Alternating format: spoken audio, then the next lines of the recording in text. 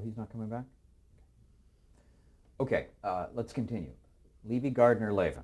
Mm-hmm. You had done 3 pictures for them? 3 or 4. They were small pictures. Saul Wurtzel was the money behind them, and United Artists. They were very talented, and they made very good pictures, quality above B, but with B budgets. Levy Gardner Lavin were essentially Levy, sorry. Yeah. Were the producers? Yes, Okay. and Lavin was the director. Okay. How was it that you hit it off with them? What was it that they liked about you that led them to continue to hire you? The music I wrote, strictly that it fit the picture, that it helped with the suspense. They were knowledgeable. They were very knowledgeable producers. They had a lot of experience in the industry in various jobs. So they knew what they were doing, unlike today. What made them decide to go into television? Do you know? Not exactly, other than they had this script that looked like a good series. Now, wouldn't you go into a series to make 32 pictures rather than 1 picture, and you'd have the budget for 32 pictures, plus the income from it? And this was The Rifleman. Yes. Was the script called that? Yes, it was the first. It was the first television they entered.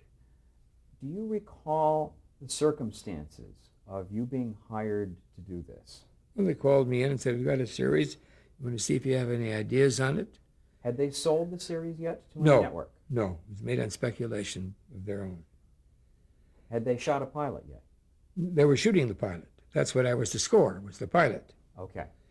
And I went to my home studio and got some ideas and went and played. I'm not a pianist, but I would hammer out the theme of, the bum, bum, ba-dum, bum. They said, "Sounds pretty good. I like it." And that's how they hired me. But they knew me from way back. Okay, The Rifleman went on the air in the fall of 1958. Well, they went to Dick Powell, who bought the series. Okay, I want to back up. I want to get some time frame Oh. here. When would you have first seen this show? Would it have been 57 or early 58? It was actually early 58 before the fall season, like in June.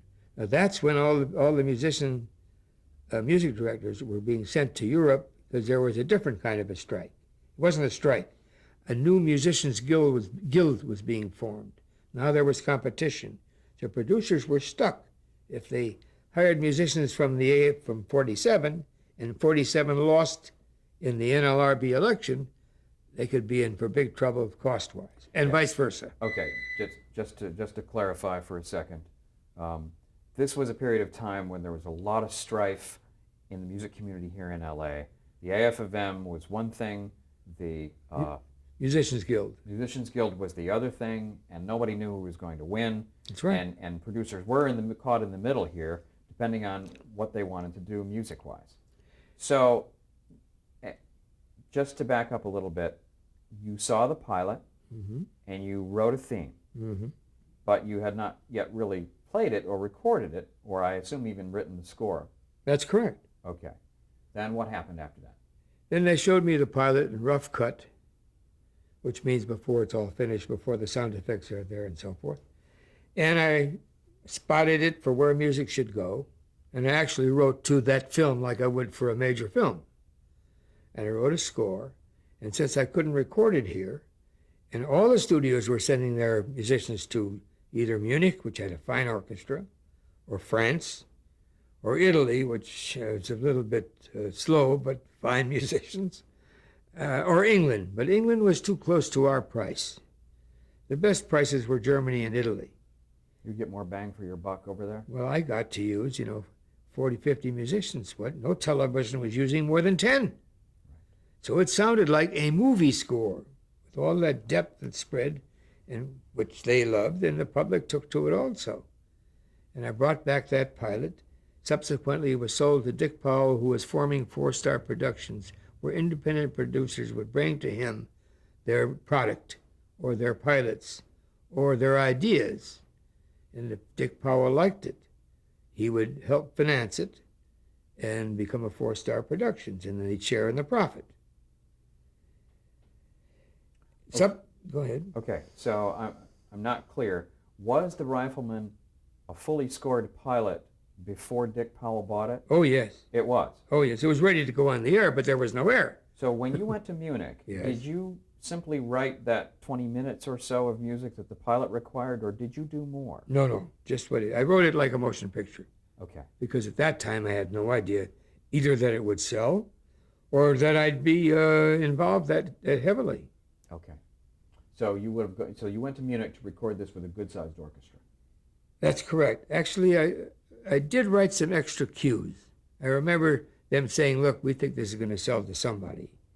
So I wrote more than that and wrote what might be library cues if they had Chuck Connors and his son Crawford, Johnny Crawford, in various situations, which they would, comedy, drama, whatever. And I had written a theme for Johnny Crawford for the son separate from the Rifleman, so I was able to work them one against the other, and it was fine. So about how much music all told did you write when you first went to Munich with that project? Almost an hour. Okay. It was a lot of music. So in that case, you probably had enough of a library to see you through a season of shows. You're right. You did.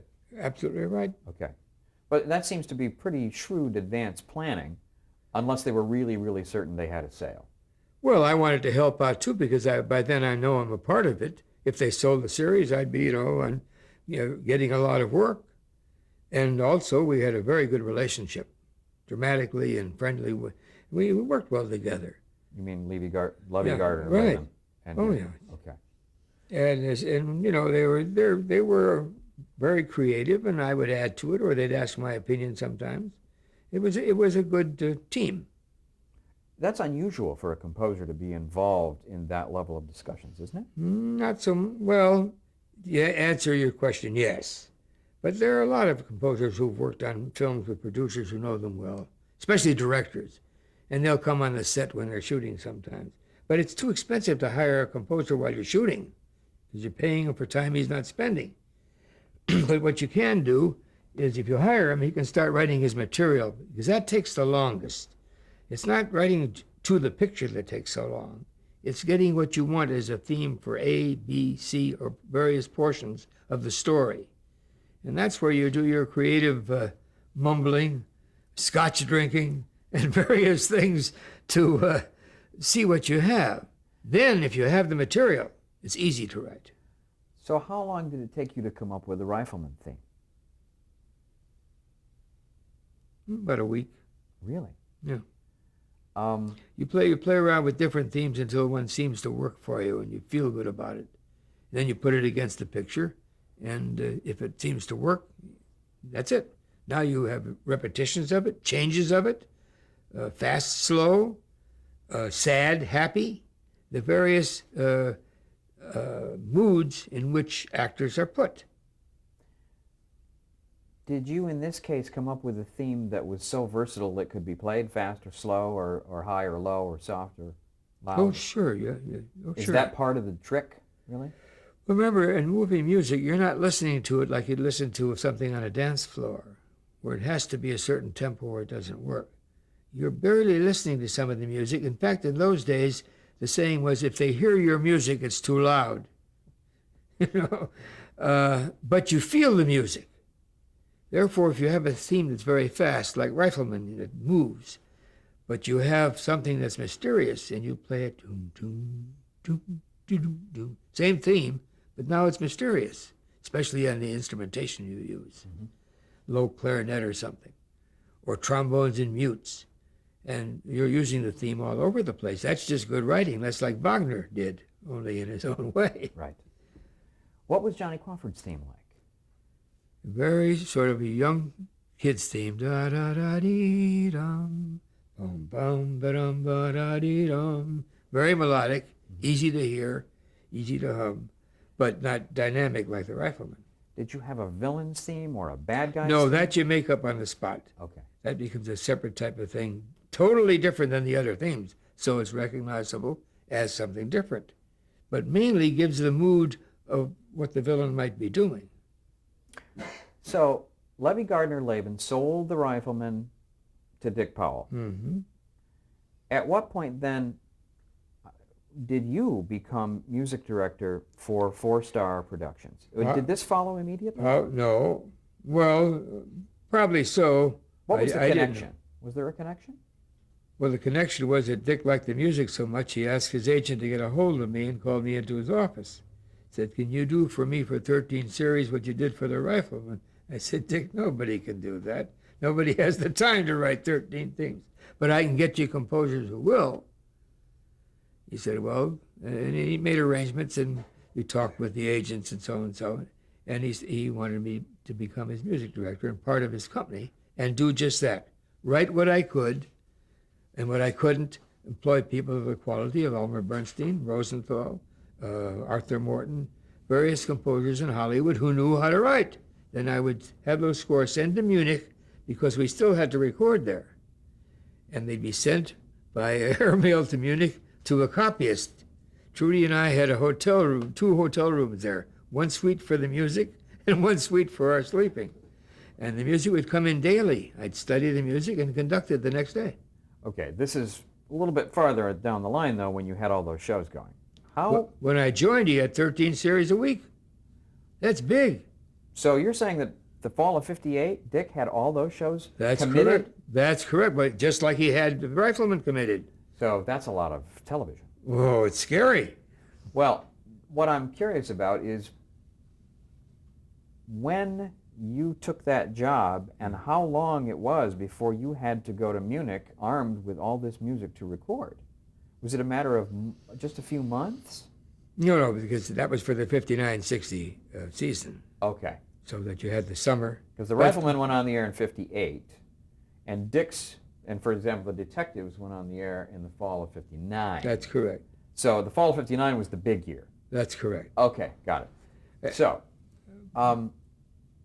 was your title music director, by the way? Yes. For Four Star Productions? Executive music director. Okay. When did you start lining up composers, and how did you decide which shows you'd take and which shows other guys would do? Well, and first of all, I would ask producers if they had someone they'd like to have. And if it was a known composer, I would try to see if they were available. Elmer Bernstein usually wouldn't do a show of this kind. And he was very surprised because I had no show to show him. I gave him a script. Now, that's only 1 script of 13 or 26. And then I would say, Elmer, here's what we're doing. We're recording it for this show, but we're also recording it in a slower version, a faster version, and in segments. The purpose of segments is, one of the techniques of writing good motion picture music is the audience doesn't know when the music starts or where it stops, except for some kind of big bang. And the purpose of that is to be very smooth with it so you don't interrupt the audience's mood with the scene. And so I would take some of them and make very long, what we call tails. I mean long, like 7, 8, 9 seconds. That gave the man who was mixing the music with the film a chance to be so easy out that nobody knew where it went out, or maybe even came in, and it's just good picture making. Yeah, this is about... It's a technique. And it's about being subtle with your use of music. Exactly. Yeah. On average, let's say the year that these 13 shows were on the air, fall of '59, would you ask a composer to write, when they're doing a whole library for an entire season of a show, would there be on average an hour's worth of music? We just sort of settled on that it might cover everything. It never did. We were always short of something. In one series, there was no comedy cues, for example, because it was strictly a dragnet type show. And so we would take music from another show and put it in. Yeah. I had a great experience with that. Arthur Morton was hired by me to write a score, and he wanted to write in a Copland fashion. And the show was Black Saddle. That's right. A Western. Western. And he wrote a whole score, sort of with a Copland sound, with chases, with fights. No, not so much fights as was Copland sort of smooth, like rodeo. And it was a lovely score, and everybody liked it. So did his producer, who was a writer of the show. So now they wrote a picture that came in with a big fight. And the fight lasted for maybe 4.5, 5 minutes. we had no cue. Arthur hadn't written anything at all that would match that. So Walter Sheets, also one of the composers, who used to be one of my orchestrators, in fact, subbed for me when I was in a tight spot by actually composing cues for me, had written, and he writes in a sort of a Hindemith fashion. Now, Hindemith, is very stark. He's very strong and sort of modern, very modern sounding, which, of course, Copland isn't in that same regard. So, but he'd written a great fight scene. So we put that fight scene in the picture. And now we went to the running of the picture, which you do before you put it all together. You run it with the music so the producer can hear what he's going to get and discuss it or cut it or ask for more, whatever he wants for his picture. We got to that scene, we played the whole fight, and it played pretty well. In fact, it played very well. And the producer turned to me and said, Herschel, that doesn't sound like Copland. I said, it isn't. It's Hindemith. He says, yes, I know. We can't use that. He said, how will that be to the form of our picture? So I said, why don't you do what you should do? Cut out the music and play it with sound effects. And he did. It was a big success. But how many producers would know that? Oh, man. Sounds like Hindemith. Incredible. That may be the only time in the history of television that a producer Well, it was with me. And speaking of Black Saddle, Jerry Goldsmith wrote that theme. That's correct. For you. Although he did so under a pseudonym. No, he had written that for the producer before we even saw it. I see. We just, naturally we accepted it. Okay. And he got screen credit as theme by. Although it was pretty early in Jerry's career, I think. He was still at CBS. Oh, but he was at CBS a long time. Yeah. Before we talk about some of the other composers, let's talk about some of the shows that you did libraries for. Since The Detectives, which was the Robert Taylor show, has a Herschel Gilbert theme, I'm assuming you wrote that library. I did. Oh, yeah. How did that differ from the library for The Rifleman? It's a different kind of music. You're dealing with modern-day detectives, which is hardly like dealing with the West. So you're writing a score that you think would be right for a story about detectives and mysteriosos. In the big city. And exactly. Yeah. It's a different kind of music. It's much more modern. Did it have a jazz feel? No, it didn't. But let me tell you a story about that. By the third year of Detectives, they felt that march, I had written a march, just like a military march for it, very pompous and very pompous. And they thought maybe we should try. I said, how about a little jazz version of it? Hey, that's a great idea. So I did it, took it and recorded it in Munich, brought it back, and we put it in. It didn't seem to sit too well. Same theme, same music, but in a jazz style. Nobody seemed to be crazy over it, including me. But it was used for the main title and end title and a few places in the series. By the third week it was on the air, we cut out the jazz main title and went back to the classical march main title. By the sixth week, we stopped it on the end title and played it out with the original and never went back to the jazz. It just didn't work. And nobody cared for it, including me. Now, you also, as I recall, wrote the theme for the Dick Powell Theater. Yeah. That was where Dick and Ida Lupino and David Niven and Charles Boyer were all partners. And they agreed to play in some of those, which was way under their price, because they were members of the partnership. And they did. It was a series like the any of the Hour series dramatic, and very well done, good directors, and mostly good scripts. So everyone enjoyed working on it, and I wrote the theme for that. But very few of the episodes. We used the library for that. And I'm curious about a 13-episode show called The Westerner, which Sam Peckinpah was involved with. Seems to me you wrote that theme too. Sam was a man of his own desire. Talk a little bit about working with Sam. Did you work with Sam? Yeah. Sam had great ideas. I've got a great Mexican coming up to do so-and-so, and I want him to sing a Mexican song. Okay. So he sat where you're sitting, and we had the piano here, and he had his guitar, and he played off. First of all, he had 5 or 6 tequilas to start with. And by the time Sam joined him in every one of them. And by the time it was over, we had a pretty darn good song. And that was used in the show. But it was hardly like the type of music you sit down and think through carefully. And the fellow couldn't read a note. Wasn't interested in reading any notes. But it was authentic sounding. Oh, yes. And that's what Sam was very big at that. Peckinpah was known for it. Well, look at the pictures he did. Yeah. And he would bring up problems like that. Downstairs at that time, I had a studio built, which I don't use now because this is a much cleaner sounding room for recording. Sound is better in here. And you add a little reverb to this and it sounds like a hall. And he brought the same man and 2 other guitars. And they sat around drinking and playing, and 3 hours later we had a terrific tune. That's great.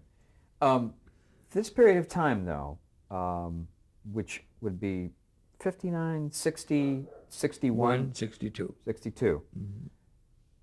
Anytime a new series came up, you would either write the library yourself or assign a composer to do it, and then you would take that music to Munich and record it? That's correct. So the process was always the same? One year we went to Mexico City. Really?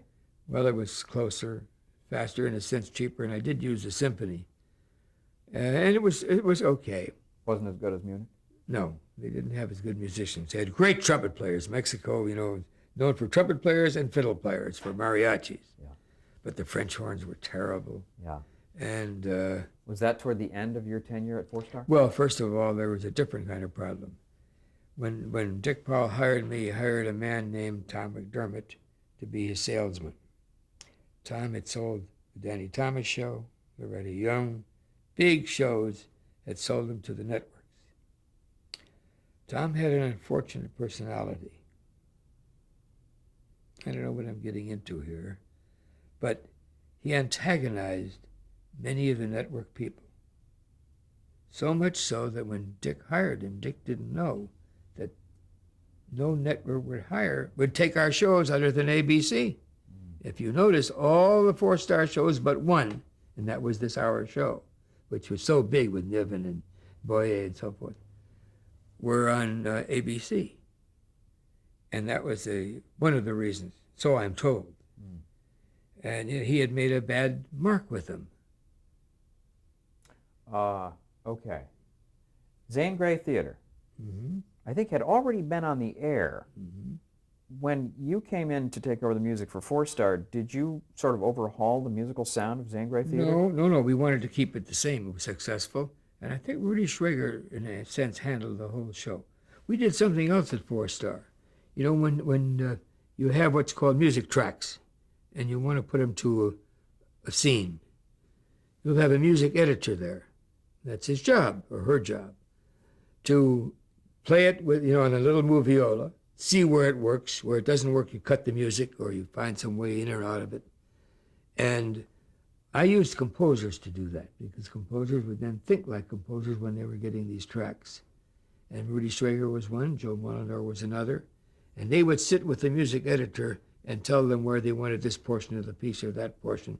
We'd then cut it in, and they'd go to the running with the producer and, waiting to see if it was acceptable. That's very unusual, I think. I don't think anybody else did that in television. I mean, it seems to me that it was mostly the music editor's job to do that in most shows. That's true, but the music editor's choice would be quite different most times than the composer's choice. So on a show like Wanted Dead or Alive. Dead or Alive, which was Rudy's show, he would sit with the music editor. That's right. And he would have written that library. Well, he wrote the theme and some music for it. The rest he would take from, by then, our library, which had hundreds of things. But the composer would make the dramatic choice of which piece of music. Exactly. And he had the experience to do it and the background to do it. In order to do this, did you have to keep the composers, more or less available or under contract?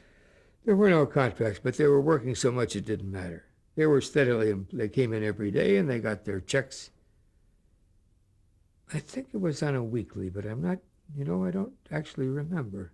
But they were very well paid for it, and that's why they did it. Okay. You wrote themes for the June Allison show, the Gertrude Berg show. That was a pilot It stayed on only 1 year.